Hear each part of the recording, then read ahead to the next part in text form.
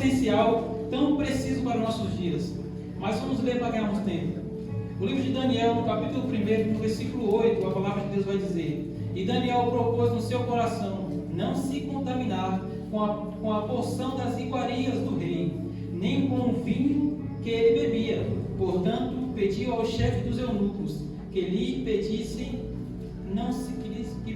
não se contaminar.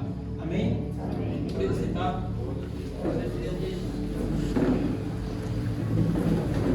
Eu queria agradecer por esse privilégio, ao poder estar com os irmãos, para adorar o nome de Deus, engrandecê-lo, pois ele é o único merecedor. Queria agradecer ao meu pai, que veio conduzindo o veículo que nos trouxe, a sua companheira que está conosco, o irmão Daniel, que é o meu primo, que ele cantou aqui, os irmãos conheceram, o nosso irmão Misael, e conosco também veio uma jovem muito bonita. Pensa numa jovem bonita, essa que veio com a gente. É a jovem mais bonita do Renascer, e por coincidência, é minha noiva. A gente está perto de casar e eu peço que os irmãos orem pela vida da gente. Amém? Mas vamos entrar na palavra, vamos ver o que podemos extrair dessa mensagem que é tão profunda. No livro de Daniel, a gente vê alguns pontos específicos que a gente pode atribuir para nossas vidas. E vendo essa igreja, quando eu cheguei aqui, eu nunca tinha vindo aqui. Eu falei, meu Deus, qual será a essência dessa igreja? E quando eu vi a essência dos irmãos, a essência dessa igreja, eu fui impactado com um amor muito grande. Eu fui impactado com a dedicação que eu falei, esses jovens são jovens de Deus. Essa igreja é a igreja de Deus, eu senti Deus. Eu creio que os irmãos também sentiram Deus. E quando a gente vê alguns pontos cruciais para a nossa vida, principalmente para a vida dos jovens, na palavra do livro de Daniel, a gente encontra alguns pontos específicos. E a gente vai falar sobre esses pontos aqui. Meus irmãos, eu prego um pouco ensinando, porque eu gosto da palavra de Deus, eu gosto da Bíblia. Os irmãos aqui também gostam de Bíblia? Então a gente vai aprender juntos como viver uma vida cristã através da experiência de Daniel. Um dos primeiros pontos que a gente vê na palavra, aqui no início, no primeiro capítulo, é que eles trocam os nomes dos filhos de Judá. Eles não somente trazem os filhos de Judá como servos e pegam os utensílios da casa de Deus, mas eles também trocam os nomes desses jovens. Ah, Gabriel, mas esses nomes é só para ficar mais fácil de chamar. Não. Quando a gente vê a palavra de Deus desde o princípio, tem um significado bem profundo quando se troca o nome de alguém. Quando é trocado o nome de alguém, troca também a sua essência, a sua identidade. E eu fiquei impactado quando os jovens cantaram aqui sobre identidade. A minha identidade é servo do Senhor. Aleluia. E a gente tem um entendimento que a palavra de Deus nos mostra isso. Que quando é trocado o nome de alguém, é também trocada a sua identidade. Gabriel, pode me provar isso na Bíblia? Eu provo. Lá em Gênesis capítulo 12, Deus chama Abraão e Abraão obedece ao chamado do Senhor. Mas lá no capítulo 17, o próprio Deus troca o nome de Abraão. Mas trocou o nome de Abraão para quê? Porque Abraão agora estava dentro, ingressado no propósito de Deus. Mas qual o significado da palavra, do nome Abraão e do outro nome que ele tinha? Abraão, antes de conhecer a Deus, o nome dele era Abrão. Qual o significado? Pai exaltado. Agora, quando Deus tem um encontro com Abraão, e quando Abraão entra no propósito que Deus tinha para a vida dele, ele troca o seu nome para Abraão. O que significa? Pai de multidões, pai de grandes nações. A gente entende aqui na palavra, através da folhagem que a gente faz por ela, que aqui eles não queriam somente trocar o nome deles para ficar mais fácil de chamar, mas queriam trocar os nomes deles para mudar a sua identidade, mudar quem eles eram. Mas os jovens que foram resgatados, que foram trazidos, que foram sequestrados de Judá, eles eram jovens diferentes. Eles eram jovens que não queriam se contaminar com a Babilônia. Mas não foi todos os jovens, foi apenas 4. Foi Daniel, Ananias, Misael e Azarias. E Gabriel, como que a gente entende mais sobre essa troca de nomes? A gente vai entender que quando Deus troca o seu nome agora é esse. Agora, quando o nome bota o nome de você, o seu nome não é esse, o seu nome é aquele que Deus te deu. É o nome que tem aquela essência que Deus sabe que você tem. Tem prova? Eu provo. quando Deus muda o nome de Abraão, a Bíblia toda chama Abrão de Abraão. Quando Deus muda o nome de Abrão para Abraão, a Bíblia toda, e quem quer que seja que se dirija a ele, muda o seu nome, porque foi Deus quem mudou. E quando a gente tem o entendimento que quando Deus fala, é ponto final. Se Deus fala, é ponto final. Não é o médico que fala, não é o médico que dá o ponto final no teu exame, é o próprio Deus. Não é o médico cirurgião que dá o atestado de óbito, não, é o próprio Deus. Não é a gente, os faladores que falam, isso aí é causa perdida, esse aí não volta mais, esse aí vai ser maconheiro, esse aí vai ser drogado, esse aí vai ser chefe da boca, esse aí vai usar um fuzil, esse aí vai ser bêbado, esse aí vai cair no mesmo caminho do pai ou da mãe. Eu venho aqui para falar que quem põe o ponto final na tua e na minha vida é o nosso Deus. Então, quando a Babilônia, quando Babilônia troca o nome desses jovens, eles são trocados os nomes, e só quem chamava eles por esses nomes era o pessoal da Babilônia. Era o rei, era os eunucos e os povos que ali trabalhavam, só esses que chamavam ele assim.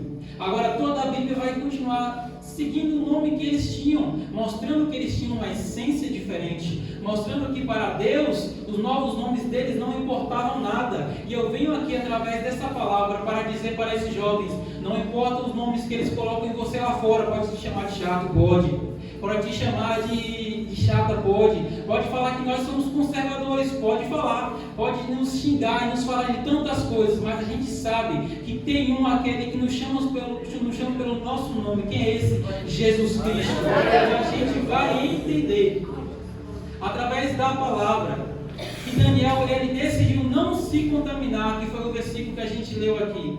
Mas Gabriel, isso é bem mais profundo do que parece, porque naquela época, na cultura dos judeus, eles tinham um entendimento que a partir do momento em que seu filhinho já tinha um pouco de sabedoria, de entendimento, eles já ensinavam os estatutos de Deus, eles já ensinavam os ensinamentos de Deus desde pequenininho, para que quando eles crescessem, eles soubessem de todas as palavras do seu Deus e o que o seu Deus fez. Então, desde pequenininho, crianças bem novinhas, elas decoram o Pentateuco inteiro. O que é Pentateuco? São os primeiros 5 livros da Bíblia. Imagina aí, os primeiros 5 livros da Bíblia, que não são pequenos, serem decorados por crianças que são bem mais novas do que eu e você. Muitas das vezes a gente não lê a Bíblia, muitas das vezes a gente tem a oportunidade e não folheia ela, mas tem pessoas que, se elas pudessem ter uma cópia, um exemplar da Bíblia, elas não saíam de suas casas somente lendo,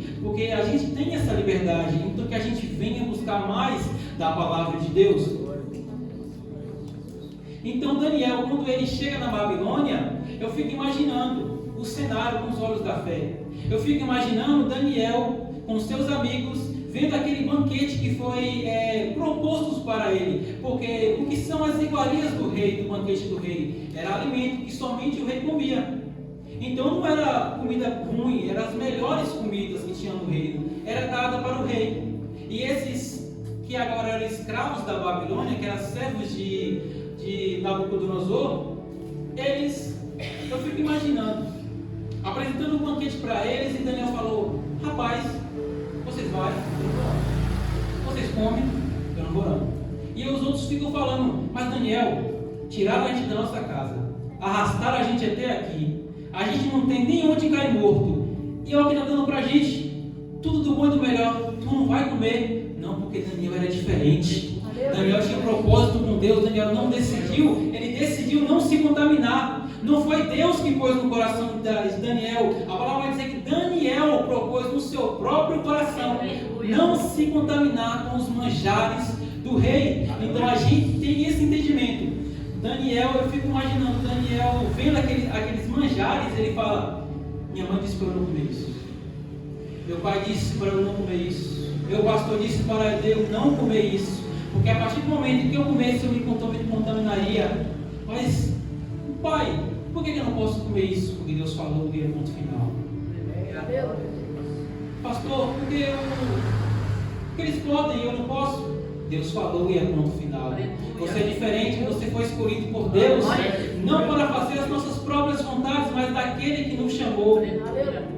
Então Daniel decidiu não se contaminar. E assim como Daniel não se contaminou, sejamos nós, sejamos esses jovens aqui que eu vi que tem uma essência diferente, uma dedicação diferente. Então vocês são diferentes, vocês não precisam fazer o que eles fazem.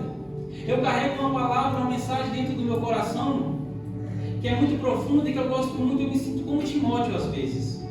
Eu me sinto como Paulo falando para mim: Timóteo, eles podem regredir. Pode acontecer daquele lá te trair e o outro te machucar. Na verdade, vai acontecer de muitos virarem as costas para o evangelho que você proclama. Tu, porém, permaneça firme. Timóteo, eles podem, você não. Nós devemos ter essa palavra em nossos corações, entendendo que a gente é diferente porque Deus nos escolheu, Deus nos trouxe aqui.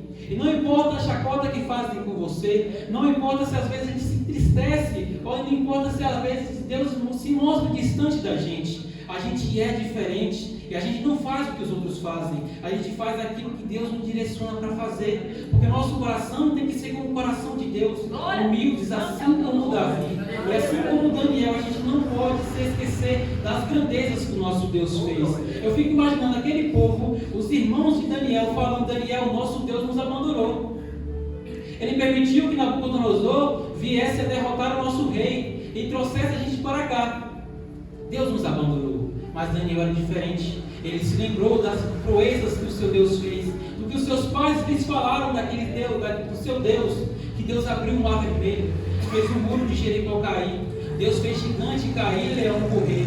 Não tem ninguém igual a esse Deus, e não tem outro Deus senão igual a ele. Esses outros deuses são falsos deuses, porque tem olhos, mas não veem, tem boca, mas não falam, tem narizes, mas não respiram, tem corpos, mas estão mortos, tem nomes de Deus, mas não tem neles vida alguma e nenhum poder. E a gente lendo a palavra de Deus em Daniel, se a gente for um pouquinho mais à frente, do versículo 11 e do 16, que a gente vai ler aqui para termos um entendimento, a palavra vai dizer assim: então disse Daniel ao dispenseiro, a quem o chefe dos eunucos havia constituído sobre Daniel, Ananias, Misael e Azarias: experimenta, peço-te, os teus servos 10 dias, e que se nos deem legumes a comer e água a beber. O 16: assim o dispenseiro tirou-lhes a porção das iguarias e vinho que deviam de beber, e lhes davam legumes. E quando eu estava folheando, quando eu estava lendo esse versículo, eu passei por cima. Li esse versículo que fala do dispenseiro e passei por cima. Aí quando eu dei uma relida, o Espírito Santo me tocou no coração sobre essa tal profissão de dispenseiro. Aí eu fui pesquisar. Tem muitas categorias que atribuem ao dispenseiro. Tem a categoria do móvel, da mobília, que pode ser um lugar. Dispenseiro pode ser um lugar que você guarda coisas, alimentos. Mas aqui a palavra está dizendo sobre um dispenseiro, profissão. E a profissão do dispenseiro naquela época, o dispenseiro do rei, o que ele fazia? Ele tinha várias tarefas. Uma dessas tarefas do dispenseiro era qual? Saber o que estava no estoque, se estava faltando farinha, se estava faltando trigo, se estava faltando alguma coisa que devia estar ali. Mas o dispenseiro também era aquele que apresentava o banquete. Era aquele que falava: essa comida é essa e essa, é típica disso, essa comida é exótica, essa comida aqui ela é feita disso e disso, com uma pitada disso. Esse era o dispenseiro, era aquele que apresentava para as pessoas o banquete que estava à sua frente. E eu falei: tá, Espírito Santo, mas por que se apegar ao dispenseiro? O que tem de interessante em falar sobre ele? E eu tive entendimento, e que é um ponto bem crucial.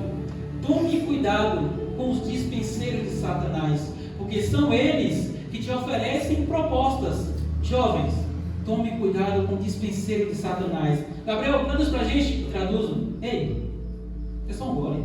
A palavra fala que não pode se embriagar. Toma só um gole, não tem nada não. Ei, é só um trago. Aleluia. É só um trago. Ninguém vai saber. É só um trago. Dispenseiros de Satanás. E você pensa que dispenseiros de Satanás só são aqueles que estão lá fora? Negativos. Muitas das vezes estão entre nós. Porque às vezes eu tenho fé que aqui não tem isso. Porque os irmãos têm uma essência diferente. Mas muitas das vezes quem está perto da gente pode ser usado por Satanás.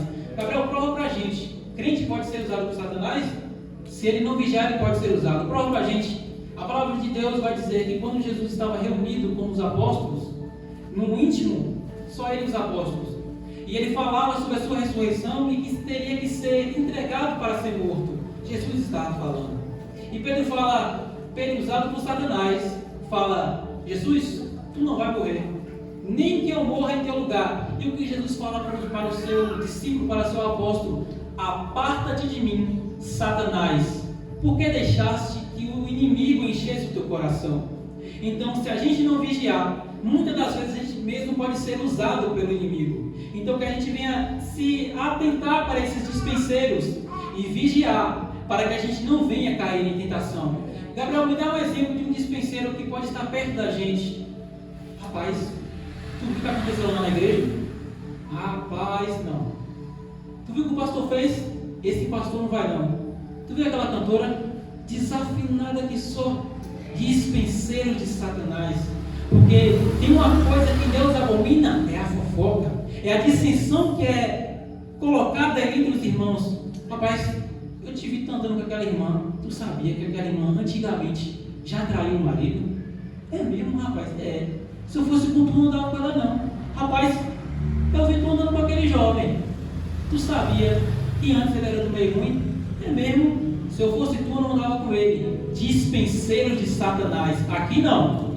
Nós temos que ser dispenseiros do céu. Rapaz, ela pegava, né? Agora ela é diferente. Rapaz, o jovem caiu. O que a gente pode fazer por ele? A gente ora por ele. A gente não ataca. Porque muitas das vezes, quando alguém cai, muitas das vezes, quando algum jovem desliza e cai, a gente não ajuda, a gente ataca.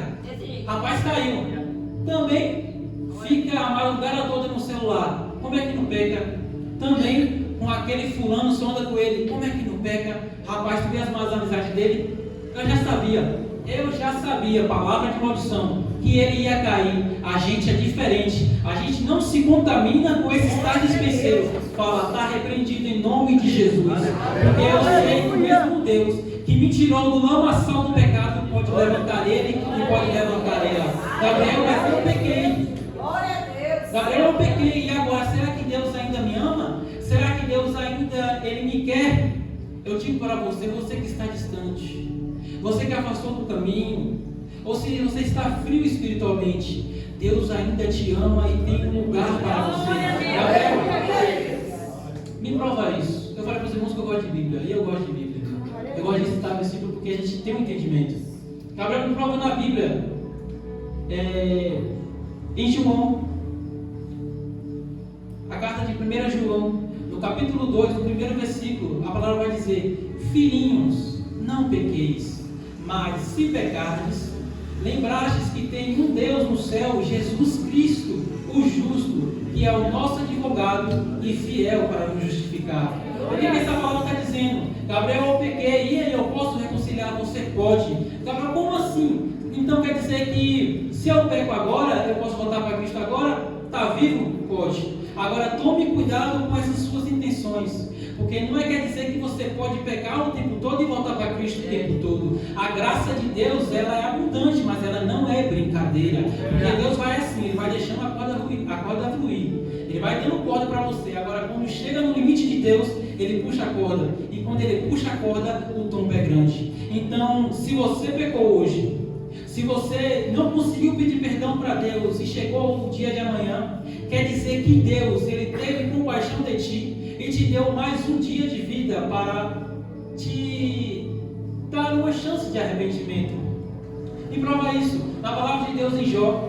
A palavra vai dizer que enquanto há vida, há esperança, né? Igual aquele louvor que a gente conhece, há esperança para a árvore cortada. A palavra de Deus que diz: se ainda há vida, há esperança. Se você está vivo hoje, se você está aqui hoje entre nós, quer dizer que Deus te deu mais uma chance. Chance para quê? Para sermos melhores, para corrigir aquilo que está fora do eixo, para trazer para dentro o que nunca devia ter saído, que é a presença de Deus. Então, que a gente não venha dar ouvido para os dispenseiros de Satanás, que a gente venha ter o nosso entendimento e saber que os certos dispenseiros que a gente tem que estar do lado são os de Cristo. Vamos evangelizar, querido, evangelizar, oh glória, evangelizar, os irmãos entenderam, vamos evangelizar aquele jovem, vamos fazer algo diferente na escola, enquanto eles estão colocando Bluetooth na caixa, porque na minha escola tinha isso, na minha escola parecia mais um cassino, tinha música com som, tinha jogo, tinha moço mulher e homem fazendo dancinha no TikTok, tanta coisa ruim, e a gente só ficava lá dentro da sala, irmão, ou a gente desviava os olhares, mas enquanto eles estavam fazendo isso, a gente tem que fazer algo diferente, junte uns amigos seus, leia a palavra, fale o que Deus fez na tua vida, você é jovem, e por que Deus gosta tanto de usar jovens, sabe por quê? Tem lugares que adulto não consegue entrar, mas você consegue. Se um adulto chegar na escola abordando alguém, ele não sei como vai lá, a pessoa fica, quem é tu, velho? Tu não fala a mesma língua que eu. Agora jovem, ele entende o jovem. Jovem passa por que jovem passa. E a gente vê que é grande a carga do jovem. Por quê? Um adulto, mesmo tendo suas guerras, mas ele já tem uma sua mente estabelecida. Ele já tem algo concretizado dentro dele. Ele decidiu não se contaminar e é isso, não se contamina. Muitas vezes adulto cai. Mas para o jovem é bem mais fácil cair. Porque os manjares que estão aí no mundo, as bandejas de Satanás estão próximas principalmente para os jovens. Por que para os jovens? O jovem é o pastor de amanhã. O jovem é a levita de amanhã. O jovem é o missionário de amanhã. O jovem é aquele que, se Deus permitir, e se Satanás não tentar destruir ele vai dar trabalho para o inferno. Porque assim são os jovens que são diferentes. Assim são os jovens que decidem não se contaminar com os manjares do mundo. Jovens, vocês são fortes. Fortes por quê? Porque tem a palavra de Deus em vós. Já venceste o maligno. A palavra vai dizer que se a gente resistir ao maligno, a Satanás, por 7 caminhos, ele terá que fugir. Ele vem por um, mas se a gente resistir ele tem que fugir por 7. E aqui eu vou mais além. A palavra de Deus fala para a gente resistir ao diabo. E a aparência do mal? Foge dela. Aleluia. Foge da aparência do mal. Não brinca com o pecado. Porque se você deu tempo para brincar com o pecado, ele já está dentro de você. Se você dá uma brecha para o pecado, ele já está dentro de você. Rapaz, a palavra diz que eu não posso embriagar. Então eu posso tomar um gole. Posso tomar um gole, não posso? A palavra fala para não me embriagar. Aí você toma um. A Satanás, boa. Toma outro. Rapaz, esse negócio é bom. Nunca tinha experimentado essa. Escova. Bom demais. O negócio é bom. Aí vai indo. Aí vem o vício. E você sabe muito bem que vício é difícil de tirar. Vício é tão difícil de tirar que se você não colocar alguém no centro de reabilitação ou só a mão do Senhor para livrar essa pessoa. Então que a gente venha ter cuidado com as coisas que a gente faz, que a gente venha ter cuidado com os dispenseiros de Satanás e que a gente venha sempre estar assim como vocês, com essa mesma essência, com essa mesma dedicação, buscando agradar aquele que trouxe vocês aqui, aquele que deu vocês o de comer, o de beber, que deu a vida para vocês, porque a gente sem o Espírito de Deus, a gente sem o Espírito que habita em nós, a gente não é nada, nós somos pó, porque a carne da gente, o nosso corpo, ele é feito por 3 compositores, ele é feito por 3 componentes. Quais são essas componentes? A carne, isso que você vê, isso que você toca. Isso é a carne, é o nosso corpo. E tem o Espírito. O que é Espírito? É o Espírito de vida. É aquilo que veio de Deus para nós. É por isso que a gente está aqui pensando, por isso que a gente está aqui vivo se movimentando. E qual é o terceiro? É a alma. O que significa a alma? A alma é a sua identidade. A alma é aquilo que você pensa, é o que você sente. Isso é a sua alma. Então a gente são compostos por 3. E assim também devemos ser como o nosso Deus é. Porque Ele é Pai, Ele é Filho e Ele é Espírito Santo. e nos fez conforme a semelhança dele. E assim como Deus é santo, como a palavra dele diz, sejam santos, porque eu sou santo. A palavra dele disse, ser alegre, porque eu sou alegre. Ei, ser igual aos outros, porque eu sou igual aos outros. Ei, faz o que os outros fazem, porque eu sou igual aos outros. A palavra de Deus diz, sede santos, porque eu sou santo. É por isso que a palavra de Deus, desde o princípio até o fim, ele nos convida a adorar a Ele. Qual é o segredo da adoração? Qual o segredo da gente adorar a Deus? Porque que a Bíblia, desde o começo ao fim, é ela falando, é Deus falando, me adore, me adore, me adore, busque a mim, me adore, me adore. Primeiro livro, me adore. Último livro, me adore. Por que é tão crucial para o cristão adorar a Deus? Porque a gente entende que quando você adora Ele, você se torna mais semelhante a Ele. Quando a gente adora o nosso Deus, que é santo, que é longânimo, que é misericordioso e piedoso, a gente vai cada dia gradativamente se tornando parecido com Deus. As próprias características que Ele tem, as características que Ele tem de bondade, de amor, a gente também atribui. Gabriel, prova isso na Bíblia. Lá em Salmos, a palavra de Deus vai dizer que muitos dos pagãos adoravam os outros deuses. E a palavra que diz que se tornavam igual a eles. Tinha boca, mas não falava. Tinha ouvido, mas não ouvia. Tinha nome de Deus, mas não tinha poder algum. E é por isso que a gente vê aí fora muitas pessoas distorcendo o seu próprio corpo. Muitas pessoas colocando chifres artificiais, tatuando os próprios olhos. Os olhos ficam completamente negros. Enchendo o corpo de tatuagem. Arrancando os próprios narizes. Fazendo cirurgias para difamar, para distorcer o próprio corpo. Por que eles fazem isso? Porque o mundo jaz no maligno.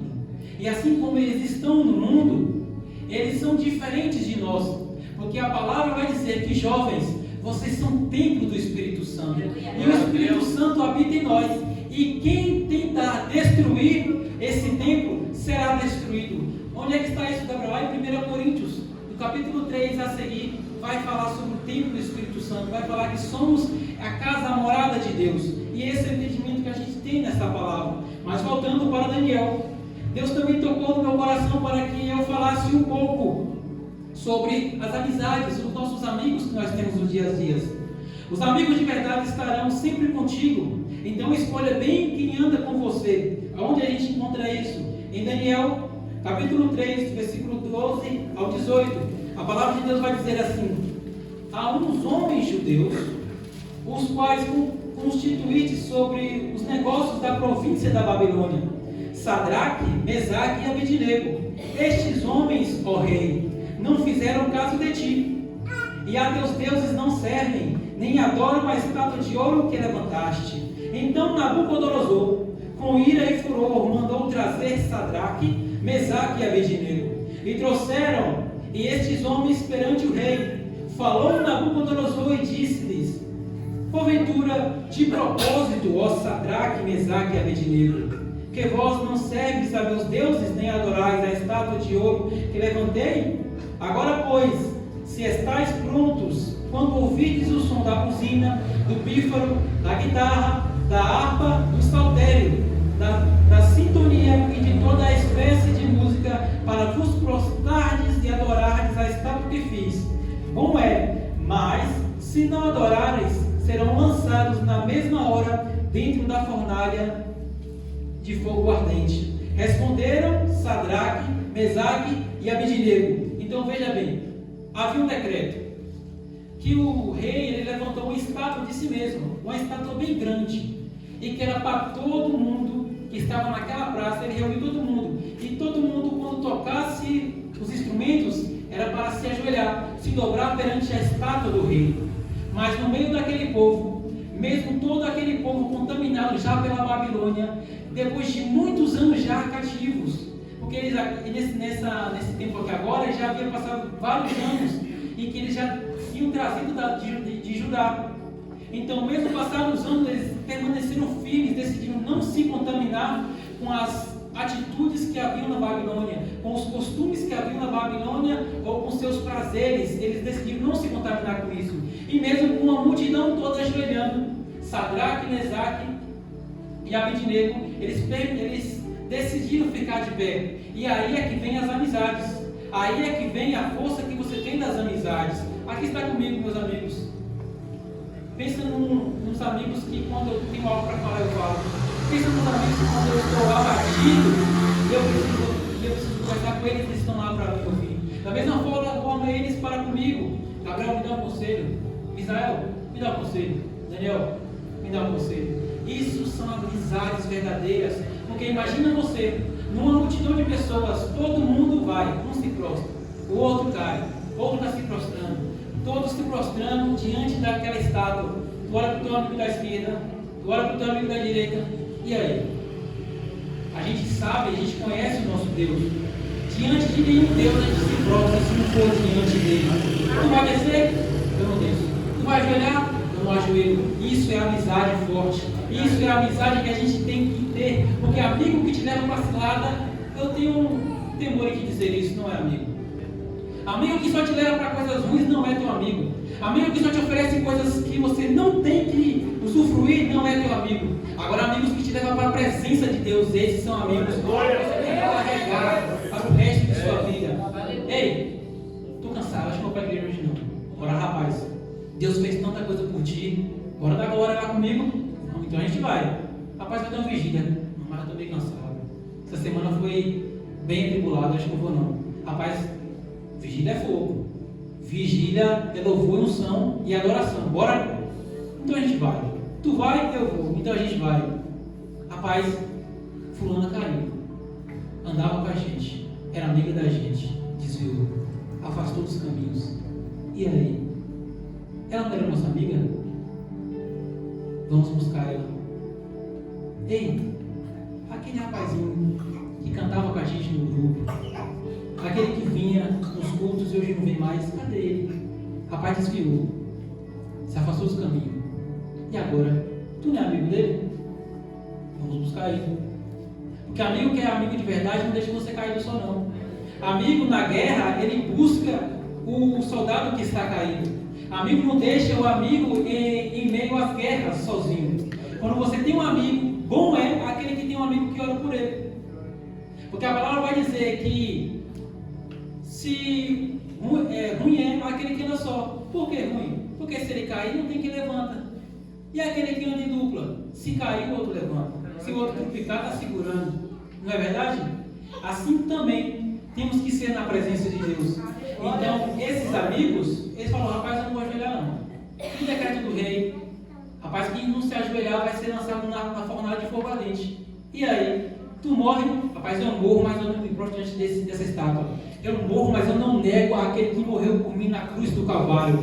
Eu morro, mas eu não me prostro diante de homem nenhum, a não ser aquele que vive eternamente. Ele é dono de toda a autoridade dos céus e da terra. Eu não me prostro a pessoa nenhum, a Deus nenhum, a não ser o meu Deus que entregou a sua vida por mim, o que me formou no ventre da minha mãe, o que me fez do pó da terra, que me deu o espírito de vida. Eu só me prostro diante desse Deus. E é esse Deus que eu dedico a minha vida. Então eles decidem em seus corações não se contaminar, não só se ajoelhar perante a estátua. E eu encerro aqui, finalizando com esse pedaço da mensagem. Quando eles decidem não se prostrar, aquelas pessoas, os fofoqueiros, chegam até Nabucodonosor. Ei, aqueles lá, aqueles mesmos, aqueles três, que tu mesmo destes cargos para eles não fazem caso de ti, nem adoram os teus deuses. E não se prostraram diante da estátua. Nabucodonosor, em seu furor e ódio, fala assim com eles: eu vou aquecer a fornalha 7 vezes mais. E se vocês não se prostrarem novamente, eu vou tocar as buzinas. Se não se prostrarem novamente, vocês serão lançados na fornalha de fogo ardente. E aqui é que eu vejo a posição dos jovens. Aqui que eu vejo a posição daqueles jovens. Porque ele não dá segunda chance para Nabucodonosor, não. Ele não fala, pode tocar Nabucodonosor, que a gente vai pensar se a gente ajoelha, não. Ele fala na cara de Nabucodonosor, do rei, que tinha um poder para matar eles. Ei, porque Nabucodonosor ameaçou eles e falou o seguinte: quem é o Deus que vai livrar vocês das minhas mãos? Olha para aí que afronta. Essa afronta não era somente para os três, não. Era para Deus. Essa afronta era para o Deus deles. Então Nabucodonosor não estava afrontando somente aqueles jovens, mas o seu próprio Deus. Eu vou mandar vocês para a morte. E eu quero ver o Deus que vai livrar vocês das minhas mãos. Mas aí, aqueles três jovens respondem para Nabucodonosor: tu pode jogar a gente lá. Bem nosso Deus é. A gente conhece o nosso Deus e sabe que Ele tem poder para nos livrar. E fica sabendo ti, ó rei, eles falam assim para o rei, e fica sabendo tu, ó rei, que se Ele não nos livrar, mesmo que Ele não nos livre, a gente não vai se prostrar a Deus nenhum. Mesmo que o nosso Deus não nos tire da fornalha ardente, a gente não vai fazer o que os outros fazem, porque a gente é lavado pelo sangue do Cordeiro, a gente foi resgatado por Ele, a gente entrega a nossa vida para Ele. Gabriel, abandona esse Deus, assim como a mulher de Jó falou para ele, abandona esse Deus e morre. Olha como é que tu está, sem casa, sem a família. A mulher que tinha está amaldiçoando ele, mandando ele amaldiçoar o Deus. Imagina você perdendo tudo e a única companheira que você tem do seu lado fala: rapaz, amaldiçoa o teu Deus e morre. Morre que eu vou seguir a minha vida. E Jó, mesmo com a sua pele toda descascada e cheia de feridas de lepra, Jó decide ser diferente dos outros. Porque naquela situação, muitas pessoas abandonam a Deus. Quando Deus dá tudo, está tudo bem. Quando Deus tira tudo, aí é diferente. Se Deus dá, Ele tem poder para tirar, porque é dele. Mas Jó glorificou a Deus. E tudo que ele perdeu, Deus multiplicou ele 4 vezes mais. Os filhos foram multiplicados. Ele conseguiu uma mulher, uma parceira agora verdadeira. E tudo que ele tinha de riquezas foi multiplicado. E assim, voltando para o que eu estava falando das amizades, os amigos permaneceram firmes na presença de Deus. Permaneceram firmes, mesmo sendo ameaçados de morte. E qual foi o milagre? Qual foi a recompensa de terem ficado firmes até o fim? Porque mesmo sendo lançados no fogo, atados as mãos e os pés com cordas, as cordas queimaram. O fogo queimou as cordas da Babilônia, mas nem um fio de cabelo, nem cheiro de fumaça tinha sobre eles. E o próprio Nabucodonosor, que falou: não tem Deus que vai tirar vocês das minhas mãos, fala: rapaz, a matemática está errada. Por quê? Fica certo.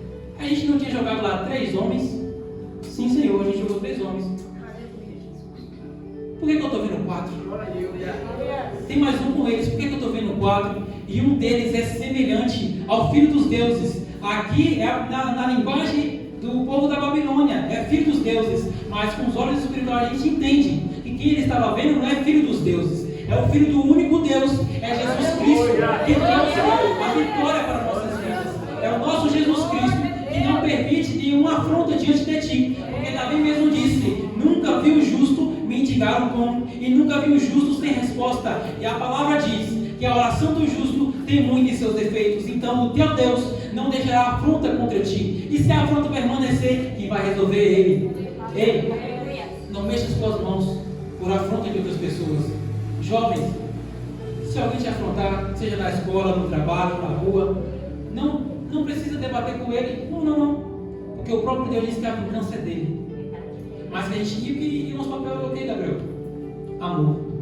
Temos que ser amáveis. Temos que ser diferentes. Diferente como? Se alguém te bater na tua face, oferecer a outra. Se alguém te xingar, não xingue de volta. Seja amor.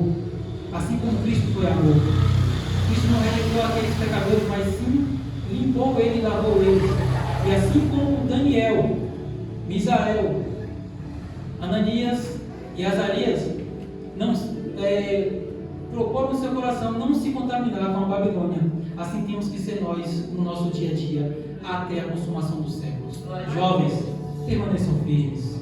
Jovens, permaneçam com essa essência que é a graça de Deus. Jovens, ilumine os vossos caminhos. Com o quê? Com a palavra de Deus, assim como o irmão falou. Vocês mesmos cantou. A identidade de vocês é o quê? Servo do Senhor. Dentro da fornalha vai mostrar quem Deus é. Dentro da fornalha, da adversidade, você não vai mostrar quem você é. Você não vai mostrar que você é grande. Dentro da adversidade e da fornalha, você vai mostrar que o teu Deus é grande. E quem te perguntar, quem fez isso na tua vida? Foi o meu Deus, o Criador dos céus e da terra. Então que a gente não venha se contaminar com os manjares da Babilônia. Porque muitas pessoas trocam o banquete de Deus pelas migalhas de Satanás. Por mais que essas migalhas parecem ser apetitosas, por mais que esses prazeres parecem ser tão bons, mas são prazeres passageiros, que você pratica agora, sente um prazer, uma alegria, e quando chega em casa? voltam os problemas, a tristeza volta, o vazio que só Deus pode preencher. Isso só Deus preenche, porque a gente tem esse vazio que só cabe ao nosso Deus, e que assim a gente venha a ser assim. E eu repito a frase que eu carrego no meu coração: jovens, sejam fortes, porque vocês já vencestes o maligno. Por que eu venci o maligno? Porque a palavra de Deus está em vós, e assim vai ter essa oportunidade.